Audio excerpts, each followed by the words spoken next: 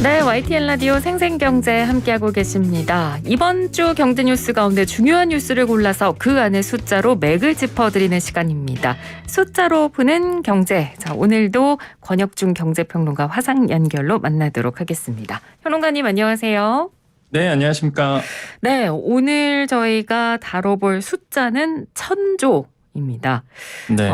일단 숫자 단위는 굉장히 많지만 좋은 의미의 숫자면 좋을 텐데 좋은 의미의 숫자가 오늘은 아닌 것 같아요. 네, 맞습니다. 이게 현재 우리나라 소상공인 분들이 지고 있는 총 대출의 숫자입니다. 네. 이게 정확하게 909조 2천억 원인데요. 아, 이게 상당하죠, 사실 이게. 그래서 정말 많네요. 네. 네, 이게 909조 2천억 원이라는 숫자가요. 1년 전에 비해서 한 13% 증가된 거예요. 이게 자영업자 대출이. 그래서 이 금액이 개인 사업자 대출, 그다음에 자영업자가 보유한 또 신용 대출, 그다음에 또 많은 분들이 좀 안타까운 얘기인데 장사가 어렵다 보니까 다 집을 담보로 집을 담보로 또 대출 받으신 분도 계세요. 그래서 네네. 주택담보대출 아니면 또 임대사업자도 마찬가지고요. 이런 분들 다 포함해서 한 909조 2천억 원 정도의 대출을 지금 안고 있고, 이게 코로나19 사태가 있기 전, 그러니까 2020년 1월 전이겠죠. 이게 19년 말과 좀 비교를 했을 때 네. 무려 32%나 증가된 숫자입니다. 그러니까 정말로 코로나로 인해서 많은 분들이 이제 대출을 통해서 지금까지 이제는 연명을 했다, 사업이. 그렇게 볼 수 있고, 네. 올해 그래서 1000조를 돌파할 것으로 보고 있어요. 이게 2020년 1분기부터, 그러니까 코로나가 있은 부부터 대출 증가를 좀 봤더니 자영업자 대출 증가율이 매 분기마다 10%씩 이게 넘었거든요. 네. 그러니까 올해 한 1000조가 이제 넘어갈 것이다라고 이제 시장에서는 보고 있습니다. 네. 정말 올해는 또 이제 금리도 오르는 상황이라서 아마 네. 이 대출을 하는 분들의 부담은 훨씬 더 커지는 상황이라 더 걱정이 되는데, 맞습니다. 여기에다가 다중채무자들도 늘고 있는 이 부분도 좀 우려스럽네요. 그렇죠. 이게 정부도 사실 항상 지금 취약차주를 걱정을 많이 하고 있습니다. 그래서 네. 요즘에 뭐 인수위에서 나오는 얘기가 뭐 배드뱅크 만들어서 이런 다중채무자, 그다음에 이제 빚에 억눌리신 분들을 좀 구제하고자, 이런 얘기도 사실 나오고 있거든요. 그 정도로 사실 다중채무자가 좀 걱정인데, 네. 지난해 11월 말, 그러니까 빚이 있는 자영업자 10명 중 1명이 금융사 3곳에서 빚을 진 이런 다중채무자로 알려지고 있습니다. 그러니까 이게 코로나19 지원책이 이제 만기가 될 수도 있잖아요. 지금은 계속적으로 이제 연기가 되고 있습니다. 상한 유예가 되고 있거든요. 이게 9월 말에 끝납니다. 네. 9월 말에 이제 연장된 상한 유예가 끝나게 되는데, 그렇게 되면은 만약에 금방 말씀하신 것처럼 대출금을 못 갚고 그다음에 금리가 굉장히 높은 상태에서 뭐 이자를 제때 갚지 못하면 파산 위기에 또 놓일 수 있기 때문에 지금 굉장히 지금 다중채무자 분들, 특히 이제 소상공인 다중채무자들도 걱정이 좀 높다라고 좀 말씀을 드립니다. 네. 말씀해 주신 대로 상황이 이렇다 보니까 이제 소상공인 자영업자분들은 아마 2차 추경을 굉장히 기대하시지 않을까 싶습니다. 네. 지금 그 인수위에서 진행 사항은 어떻게 돼가고 있나요? 일단 그 인수위의 그 목소리에 따르면 올해 5월, 그러니까 이제 곧 5월 첫째 주에 차기 정부 5년의 그 국정과제를 확정해서 이제 발표할 계획입니다. 네. 이때 이제 손실보상의 구체적인 방안도 이제 나올 것으로 지금 보고 있는데, 오늘 또 인수위에서 공동 브리핑에서 그런 얘기가 나왔습니다. 지금 시장에 워낙 그 손실보상에 대해서, 소상공인 지원 정책에 대해서 불명확한 정보들이 너무 많이 있다. 그래서 아직 확정된 것은 없다라고 이제 오늘 인수위에서 공동 브리핑에서 다시 한번 얘기를 했고요. 네. 앞으로 한 2번에서 3번 정도 더 회의를 거쳐야지만 정확한 규모가 나올 것이다라고 이야기를 했습니다. 네. 그렇기 때문에 혹시나 이 방송을 듣고 계시는 소상공인 분들이라면 많은 이렇게 언론에서 소개되고 있는 것들은 너무 이렇게 귀담아 듣지 마시고 아직은 정해진 것이 없다는 게 사실 이제 팩트다라고 말씀을 드리겠는데요. 네. 근데 그럴 수밖에 없는 게, 왜 소상공인 분들이 이렇게 추경에 관심이 가고 그다음에 규모에 대해서 관심이 갈 수밖에 없는 게, 지금 너무 힘들고요, 사실. 아까도 부채가 심각하다고 말씀드렸잖아요. 그러다 보니까 사실 관심이 갈 수밖에 없는 거죠. 그렇죠. 왜 그러냐면, 예, 이번에 뭐 50조 원이다, 아니면 뭐 35조 원이다, 아니면 25조 원이다, 이런 얘기들이 시장에 이제 널리 있는 이유가, 이렇게 지금 손실보상을 바라보고 계시는 소상공인 분들이 많아지기 때문입니다. 근데 지금 추경 규모가 안 나오는 이유가 있어요. 지금 인수위 쪽에도 고민이 많은 이유가 물가 상승 때문에 그렇습니다. 그러니까 물가 상승으로 인해서 재정 지출이 이제는 만약에 이런 상황에서 재정 지출이 증가된다 그러면 재정 안정성이 좀 깨지게 되겠죠. 그래서 이제는 지금 고심하고 있는 것으로 알려져 있고요. 네. 최근에 또 중기부 장관 후보자 국민의힘 이영 의원이 이런 얘기를 했어요. 언론 인터뷰에서 인수위에서도 50조 원을 얽매일 필요가 없다는 목소리가 나오고 있다. 이런 얘기를 해서 또 세간에 또 뭐 말들이 오고 갔는데 네. 그러다가 이제는 바로 그 오후에 안철수 위원장이 인수위 한 달 돼서 그 기자간담회 때 또 이런 얘기를 했습니다. 이영 장관이 이 부분에 대해서는 세부적으로 잘 모르실 텐데 이렇게 얘기를 했어요. 그래서 지금 내부 안에서도 사실 이 정부 정리가 내부 안 안에서도 됐군요. 네. 정리가 안 된 상태입니다. 그래서 지금 굉장히 혼란스러운 상태에 있다라는 게 아마 지금의 상황이지 않을까 생각을 해봅니다. 네. 그래서 지금 뭐 인수위 게시판에도 지금 이 소상공인 관련한 이 손실보상 추경안 빨리 이제 좀 마무리를 해달라 뭐 이런 청원들이 막 올라온다고 얘기를 하더라고요. 이제 그만큼 이제 관심을 많이 받고 있고 그리고 지금 앞서 저희가 상황을 말씀드린 대로 워낙 이제 대출이 크다 보니까 맞습니다. 상황이 지금 급하실 테니 많이들 궁금해 하실 거고 그리고 아마 언제쯤 이게 결정이 되느냐 이 시점도 굉장히 궁금하실 것 같습니다. 네. 아무튼 지금 이 가장 큰 논점이 이겁니다. 과연 이 윤석열 당선인의 공약대로 방역지원금 600만 원 지원이 가능할까? 이제 이 부분이 아마 앞으로 계속 이제 논제가 될 텐데 뭐 공약대로 50조 원을 추경을 한다 그러면 가능하겠지만 지금 뭐 저희 경제 프로그램 계속 들으신 분들은 아시겠습니다만 워낙 고물가 상황이 이어지고 경제 상황이 안 좋다 보니까 50조 원 추경은 좀 불가능하지 않을까 이런 목소리도 지금 동시에 나오고 있는 거거든요. 지금 진행 상황은 어떤가요? 일단 팩트만 말씀드려야 될 것 같아요. 워낙 민감한 문제다 보니까 일단 중기부가 그 지난달 인수위 업무 보고와 이달 초에 그 코로나 비생 대응 특별위원회에 보고를 했습니다. 이게 추가 보고를 했는데 여기에 이제 알려진 바에 의하면은 손실보상 법으로 이제 규정되어 있는 이런 손실보상 뿐만 아니라 이런 방역지원금도 필요하다라고 이제는 목소리를 낸 것으로 알려지고 있어요. 그러니까 만약에 손실보상만 지급하게 되면은 소상공인 분들이 이전까지 한 80만 명에서 90만 명만 지원을 받게 되거든요. 그러니까 온전한 손실보상이 될 수 없다 보니까 이렇게 정액으로 줄 수 있는 방역지원금도 추가 지급해야 된다라고 이제는 보고한 것으로 지금 알려져 있습니다. 그래서 이제 이런 방식을 이제는 인수위 쪽에서는 이제 투트랙이라는 표현을 지금 쓰고 있는데요. 그래서 손실보상도 하고 방역지원도 가고 이미 뭐 소상공인 분들은 아시겠지만은 1차 방역지원금 이게 320만 개사가 100만 원씩 줬었습니다. 근데 2차 방역지원금은 여기에서 12만 명이 더 늘어났었어요. 그래서 332만 개사에다가 300만 원의 지원금을 했었고요.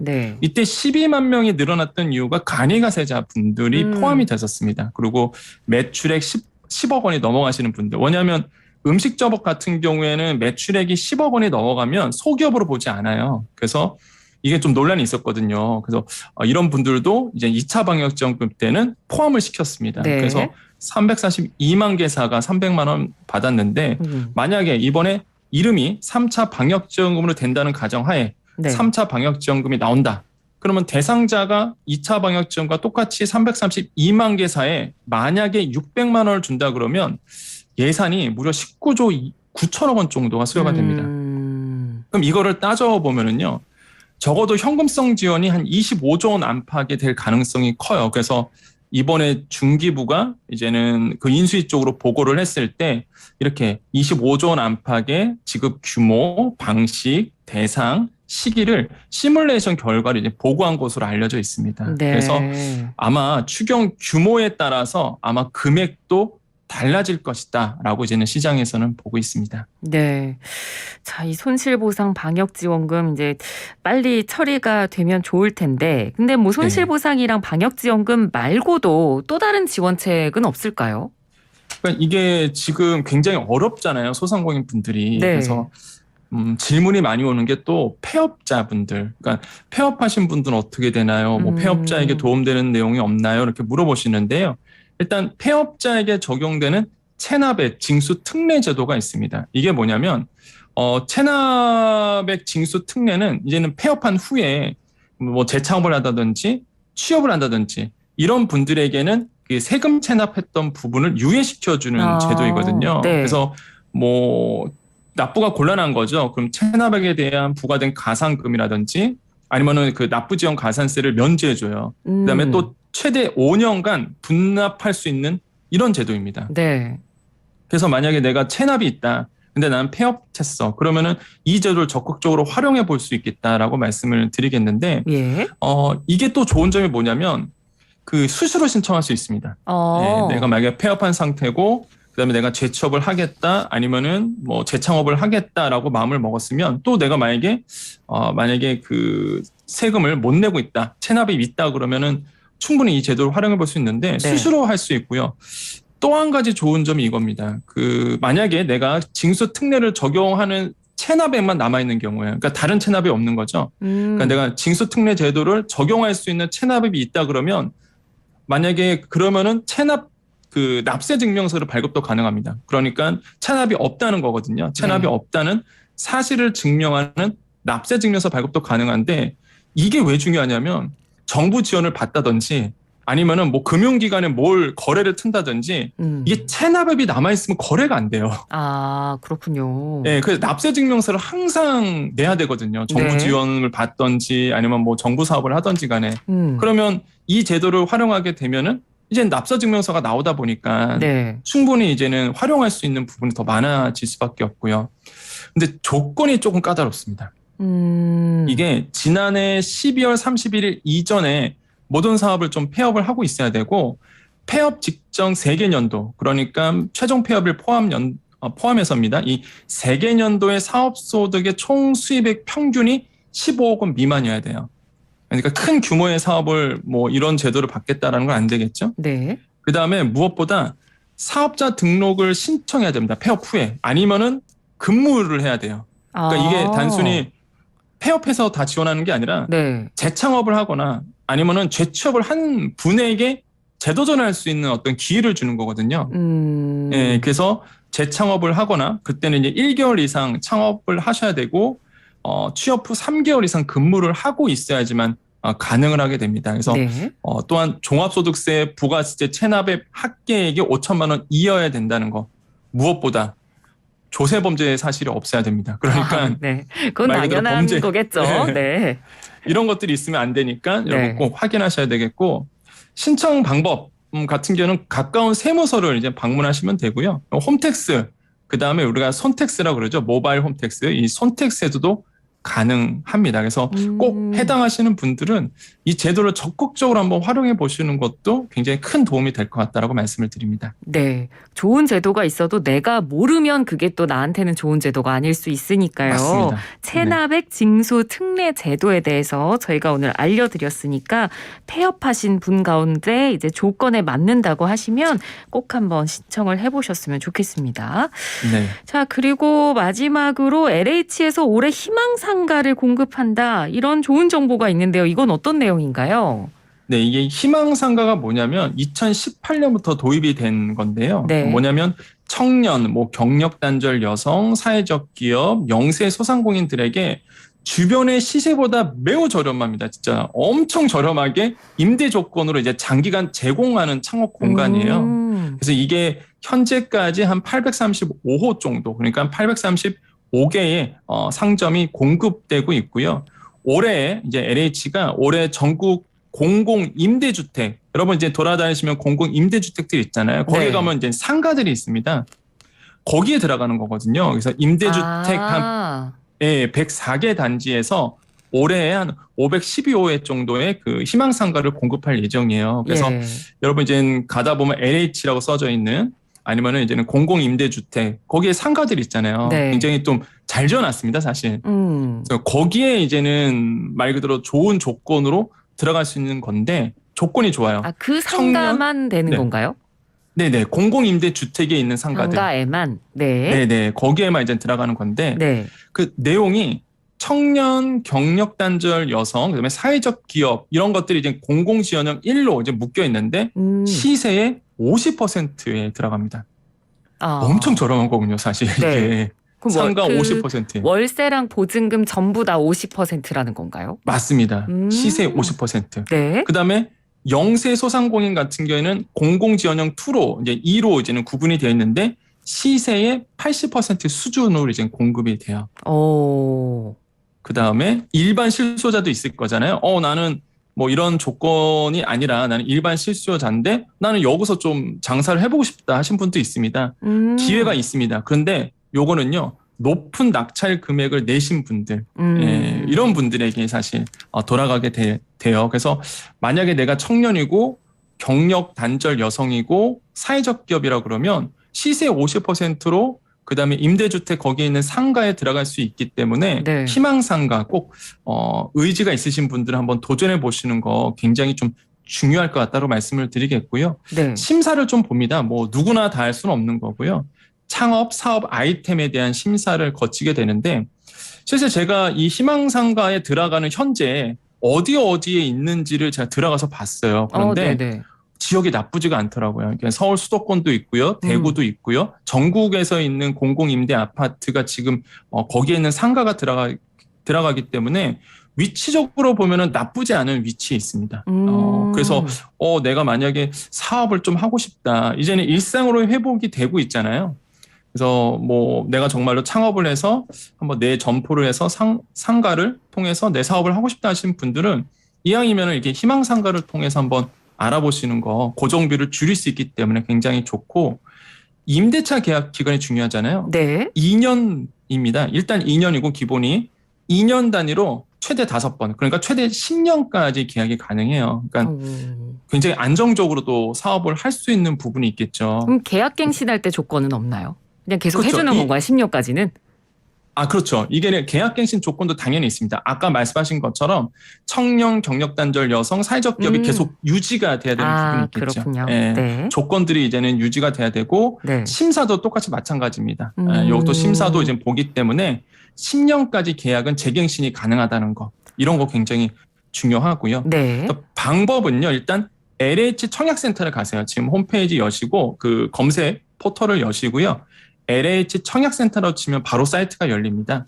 거기에 분양임대 정보라는 카테고리가 있고요. 그중에서 뭐 아파트도 있고 뭐 여러 가지가 있는데 상가를 클릭하시면 현재 전국 임대 아파트 희망상가 공고 중이 다 떠요.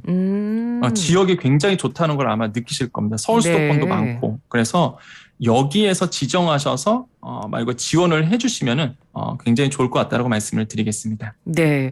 이거는 관심 가지시는 분들, 창업 생각하시는 분들한테는 정말 유용한 부분이라서 관심 가지시는 분들이 많으실 것 같은데. 맞습니다. 아까 그 뭐 창업이랑 사업 아이템에 대한 심사가 있다고 얘기를 해주셨잖아요. 맞습니다. 네. 이런 아이템이 좀 유리하다, 뭐 이런 거 있을까요? 그런 것도 좀 궁금하실 것 같은데.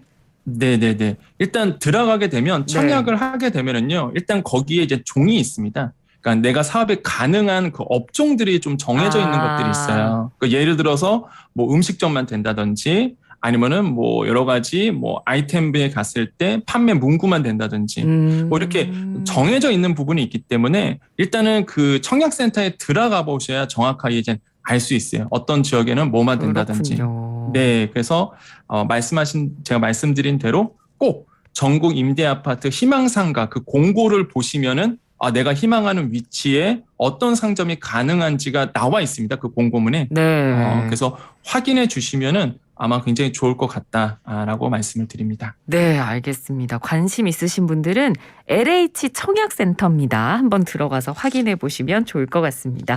오늘 말씀 잘 들었습니다. 고맙습니다. 네, 감사합니다. 네, 지금까지 권혁중 경제평론가였습니다.